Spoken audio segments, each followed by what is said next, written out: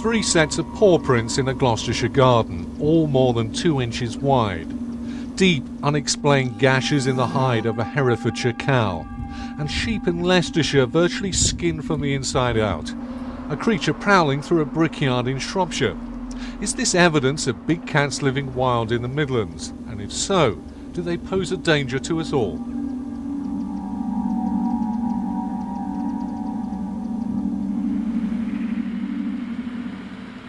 I met up with one of the growing number of police officers who are now taking the subject of big cats seriously. Inspector Neil Hughes is responsible for investigating wildlife crime in Leicestershire. But in the last few years, he's also begun collating sightings and reports from local farmers of what appear to be leopards roaming the countryside. This is a lovely site, this Iron Age hill fort, but why have you brought us here? Well, we could call what you can see from this hill fort East Midlands big cat country. From this point we could see probably 20 or 30 places where the big cat has been seen. And what is the official police line? We only become involved because people need to tell somebody about it. The police are a 24-hour organisation. We would become heavily involved if there was a massive problem of livestock killed. Our main concern, obviously, is safety of the public. What does it actually look like? All the reported sightings are, it's big and black, about the size of an Alsatian dog with a long, curved tail. So who are the suspects? Lions and tigers aren't serious options, they're too big. But there are a variety of other exotic creatures, like the smaller jungle cats and ocelot. And then increasing in size, lynx, puma, also known as cougar or mountain lion, even one of the world's most feared hunters, the leopard, in its black form known as the panther. I don't believe there are panthers running around. The food source is very important to any big cat. We get the odd report of a cat or a supposed cat pulling down sheep, the odd calf. If the food source is there, the cat will remain in the area. It won't go until the food source is exhausted, and that we're not getting those sort of reports. Peter Hellier runs boarding kennels near Melton Mowbray, but she also helps run safaris in Zimbabwe. She's familiar with the habits of what hunters refer to as the Big Five: elephant, buffalo, rhino, lion and leopard. The guys that I go out with use a .458 Magnum. It's a big rifle. Admittedly, that's got to stop elephant and buffalo, but even if they're only hunting big cats, that's what they use. You have to be fairly accurate to shoot a big cat. You've got to kill it. There's absolutely no point in wounding it. If you wound it, you've got a really dangerous animal on your hands, and somebody has got to go out and kill it. Big cat sightings are not confined to the countryside. There have been 5 near Oakham Station in the recent past. In September 1998, Bob Viney, a local businessman and former squadron leader, stopped his van to watch a big black cat crossing the road. I found my brain going and taking snapshots of this animal, the tail, the S-shaped tail, the body, the length of the body, curved, the rounded head of a cat as opposed to the angular head of a dog, the paws, the rather large padded paws, all of it, all added together to be a large cat. And we're not talking of a large domestic cat, we're talking of something like a panther. And where did it go? It came straight across to the fence, and as you can see, the fence is fairly solid all the way, but there was a hole just here, and it went straight to that hole and straight through. It had been here before. A few miles away from Oakham on the other side of Rutland Water is Ketton Quarry, home to what locals call the Beast of Rutland. This is one photograph of what some say is a panther, others dismiss it as a big dog. In August 1998, farmer's daughter Edith Andrew came across some paw prints. Barry Bedford is the quarry manager at Ketton, where workers and security men have had several sightings of the big cat. So has anybody actually told you what the print is? No, they haven't. So we had a local policeman that's always interested in it. He believed it was a large dog. What do you think? Well, all I can say is if it's a large dog, the actual prints that we saw, this is the cast of one. There was 2 together.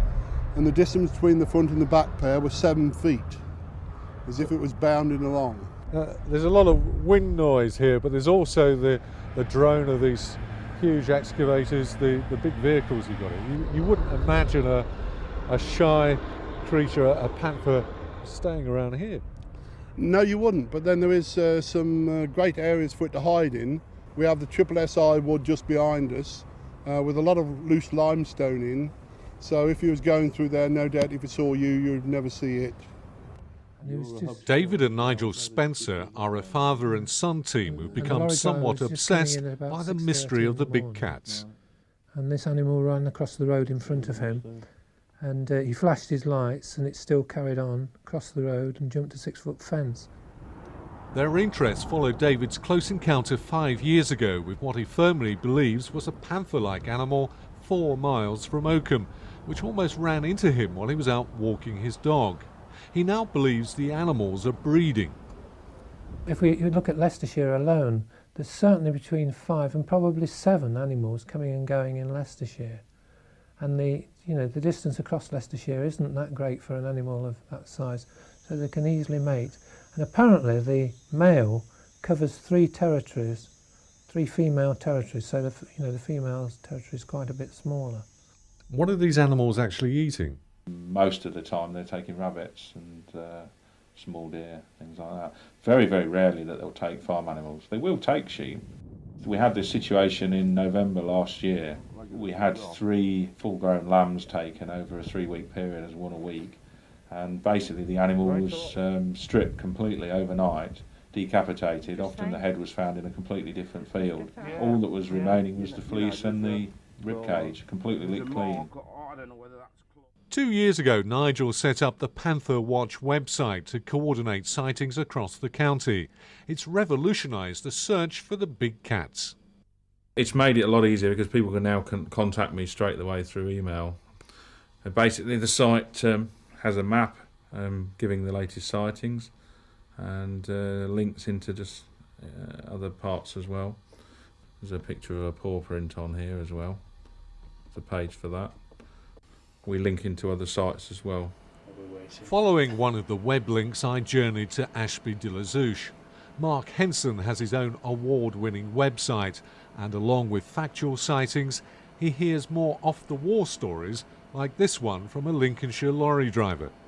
He came across this area that's been cordoned off by the police, and there was something there like an animal's corpse, a dead animal. It was nothing like I'd ever seen, no native animal.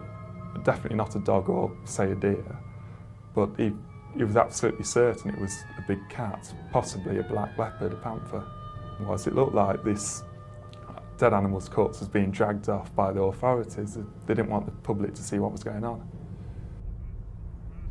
A short journey took us to Moira on the Derbyshire border, the site of the former Donisthorpe Colliery.